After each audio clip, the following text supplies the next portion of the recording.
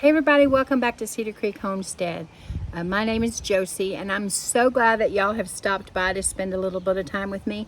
Now I will tell you that it is extremely windy today and I was going to take you out and just show you some of my plants and flowers that are blooming in the backyard.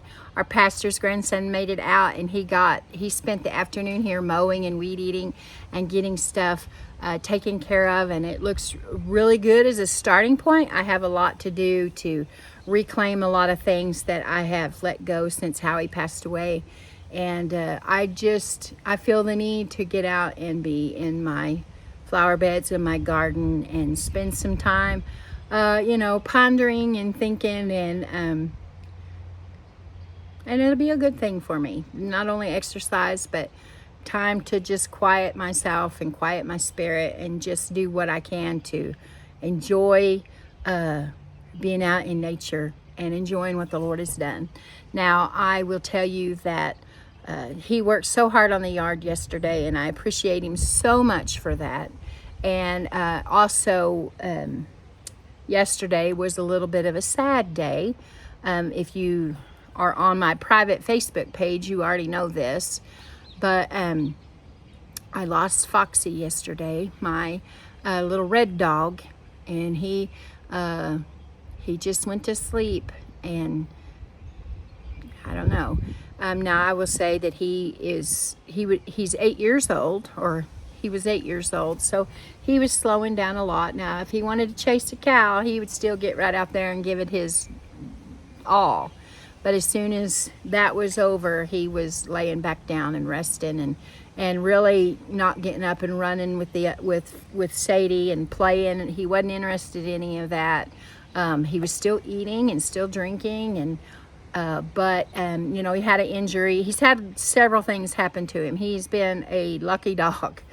And he pulled out of them all. But I just think with his age and with his, he got a hip injury. He got hit by a car when he was a puppy, and that's really taken a toll on him. And it seems like each year it just gets a little worse and a little worse, and he just finally succumbed to it. So, I told you I was thinking about getting a little cat for inside the house to use as a mouser or whatever, companion, And so now I do have Sadie here, Blade and Cheyenne's dog. She's a cow dog, and she's a good dog. She's just really, really hyper. Not that I can't love on her that way, but, if somebody says something to her, she's just going to wag her tail. She'll bark, but she's not necessarily a dog that would convince you that she was going to eat your leg off. So, or at least put you back in the car. Now, I don't want an aggressive dog, but I want one that I can trust that's there with me if I'm out in the garden or I'm out in the pasture or through the night, whatever it is. So I'm thinking and praying about that, trying to figure out what kind of dog that I might want. And it might be a while before I get something else. I get so attached to things that it just tears my heart when something happens. And I know they're animals, but I love my animals. And I thought back in the fall that Blade was going to have to take her and have her put down, or take him and have him put down then, but he pulled out of it, and this time he didn't. So today I thought that I would take you around the backyard and I would show you some of the pretty things that are back there, some of the things that I think are they're treasures to me, gifts, plantings and gifts that individuals, important people in my life have gifted to me, and I just thought that I would show you some of them. I got a couple of things that I ask you questions about, so I hope that you will if take the time to let me know down in the comments what's going on. And then when we get done with that, I got a couple more things to show you. Now, I know it's windy. Please forgive me for that. We've got lots of weather coming in, and it's going to be this way. We got lots of rain. I think they're saying for our area by the time it's all said and done on Monday, I think, Sunday into Monday, that our area could get upwards of 8 inches of rain in spots. So we've got a lot of rain and stuff coming. So anyway, I'm going to take you on a tour, and I'll see you when it's done. This little rose bush here is another knockout rose. and it has yellow buds on it, and when they open to this here, and then as they mature they begin to lighten, and they eventually turn white right before it's the end of their bloom. And this rose bush smells divine. It smells so good, so fresh and so clean. It's so pleasant. And these little things will bloom all summer long if you come in and you know, deadhead it, cut the old spent blooms off. They'll just keep on. You can see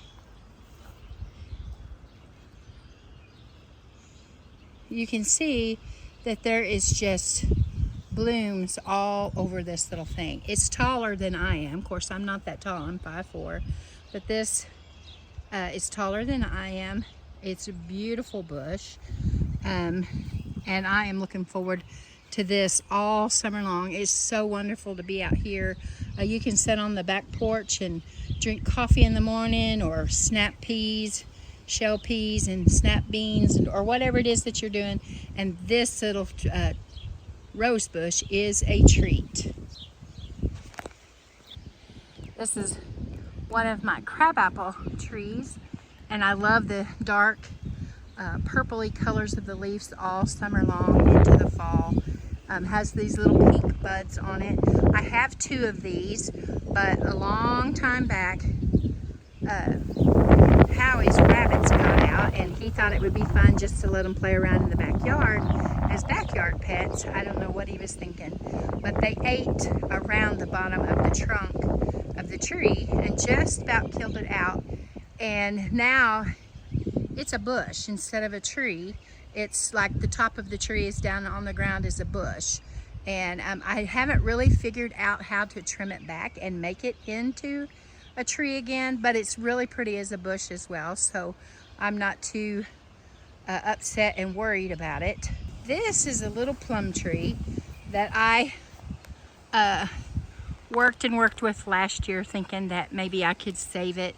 And you can see that it has a lot of branches that are just dead, and they need to be cut out. I really think that I could take them all the way back. This one for sure, this one can be cut, I think, all the way back to right here. And it's like parts of the tree are live, and you can see that, I hope that you can see there's little plums on the tree, but there's parts of the tree that have issues. And so I think I can trim those all out. I do have some water sprouts here that need to be cared for. And then over here away from the tree, I don't know if you all could tell me, I believe that these are part of the plum that have come up away from that plum tree, and I don't know if I could do something with these, if they're worth digging up and moving them to another part of the yard and trying to use them as little plum trees, or if they're just water sprouts or what they are. I don't really know. But if you are an expert on plums and you don't mind sharing your knowledge with me, I would sure appreciate it. Plums is one of my very favorite fruits, and this little tree hasn't been, but look here, I just now saw this. This one's not a water sprout because looky there, it's got little plums on it. So I'm assuming, since it's already budded out, leafed out, and has fruit on it, that I probably need to leave this thing right where it is for this season anyways. What do y'all think? I'm gonna say leave it where it's at for now. It's up against the this fence and trellis where we used to have the grapes. Now this big thing doesn't look like much right now. It is greening out. Needs to be these need to be trimmed back, these seed heads, back to where we see growth. This is a Shoal Creek Vitex, and these, when they bloom fresh, are big purple spikes. They're just beautiful. I had to say I don't think it smells the best, but I searched and searched and searched for this bush. It took me forever to find it, and Howie was so gracious to let me have it. So this is like a little pasture. We have ran heifers in here before, and this grass is just going crazy. I opened up the gates so that the cows could come in here and eat, but I tell you what, the pasture is so full of good green grass right now that they haven't even come up here searching for anything. They've stayed in back in one of the other pastures and munching away, and I've tried to persuade them, but they don't want to. So they'll eventually make it up here. There's lots of grass and lots of clover all over. Howie was working really hard at building up our fields. Now there's a lot of henbit and purple dead nettle and all kinds of stuff in here. And it used to stay really down when we had the chickens and the turkeys and the ducks running in here, but y'all know what happened to them. And I haven't started my flock back up yet, but I will, and we will see what happens on this field when I get poultry back in here. One of my elderberry bushes, and all of this is new growth this year that comes out from the bush itself.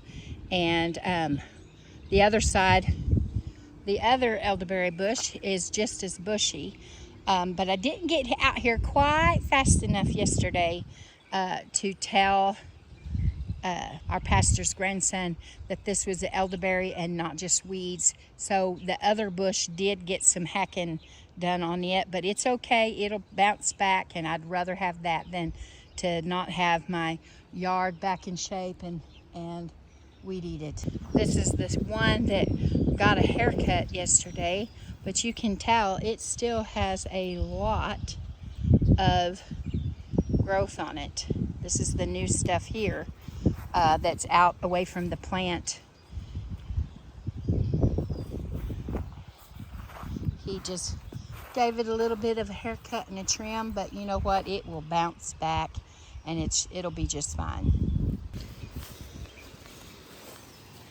They start out this orangey color with this little bit of yellow in there with the petals, and when it's mature, it's like this. Isn't that beautiful?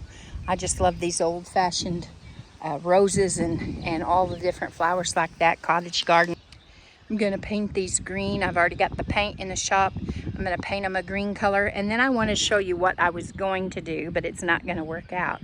My grandpa had glass insulators that you used on telephone poles. My uncle worked for Southwestern Bell, and when they would change out the glass insulators for whatever they were replacing them with, he and others would just bring them. They were glass. They brought them home, and they did all kinds of stuff with them. And my grandpa had buckets of them, and I used to have some of them to use for different projects. And when our house burned, I lost all of them. So I started collecting new ones when Howie and I would go to, on our little anniversary trips and stuff. We always picked things that we wanted to buy.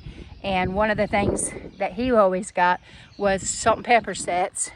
And I would look for different prepping things and, canning things. And I looked for these insulators. This is what I have right here. Now, they come in different sizes. They come in different colors. They have blue, like a cobalt blue. They have clear like this. They have some that are just a round, look like porcelain, and I'm not really sure they're porcelain, but they look like porcelain. And they come in various widths. Mine is about this tall, mine are about this wide. Of course, I need 6 of them, and I was well on my way to getting them. I think I have 5.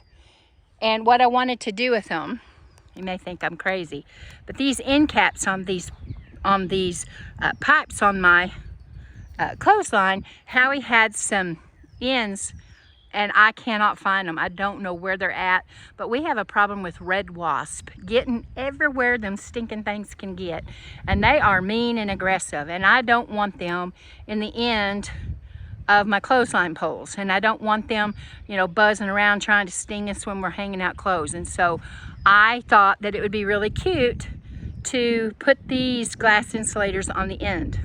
The problem is I don't have the right size. This is too little.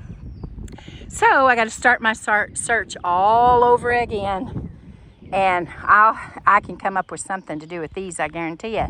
But I'm on the search again for 6 wider diameter glass insulators. This is a knockout rose. This is one of Howie's favorites. Red, he loved red flowers, blue and yellow flowers. Red flowers were his favorite flowers. Blue is his favorite color, and so he loved this rose bush. And I bought this thing probably 7 or 8 years ago, and I paid like $6 for it, I think, on clearance. And it has just bloomed and bloomed and bloomed its head off every year. And I'm so very happy with it. And it's broke out and has lots of blooms, lots of promises of blooms to come this year. Okay, I'm back, and you can see that I've got a lot of work to do. I'm kind of debating on the bed where the roses that Howie gifted me. I'm thinking about, instead of having a grass lane back behind it between it and the barbed wire fence that connects to the cow pasture, I'm thinking about taking and going back and making the flower bed go all the way back to that fence and around to the ends of the 2 maple trees that are at the anchors of that little garden, because I'm thinking that I'm going to try to do my best to make more flower beds, or at least areas to grow, and less areas that need to be mowed. I'm still thinking about that. I want to have an area that's totally dedicated to growing medicinal plants and herbs. I'd like to have an area that could be like a tea garden. And I have a lot of those mineral tubs that I could grow some things in. I have a bunch of those. I'm thinking about maybe putting some of my smaller garden items in some of those this year, and putting more red ripper cowpeas and black-eyed peas and other things up in the garden, along with the okra and the tomatoes and some of my watermelon, cantaloupe, and squash up there. And I'm considering everything. I'm looking it all over. I'm making plans. It seems so weird to make plans all by myself. I'm not used to that. And so I just need to get more, you know, this is what I'm doing, and do it. And one more thing before I go. I showed you the little plums that's there by the original plum tree, and that plum tree has a little bit of some issues with it. But what is your opinion? I really feel like the one little, the biggest of the 2 that I showed you up against the fence, it has little plums on it. So I think that it is a viable bush. I just don't know. It's so close to the fence. I don't know that if that's probably going to be a challenge, but I probably won't move that until at least after the fruit's done. What do you think?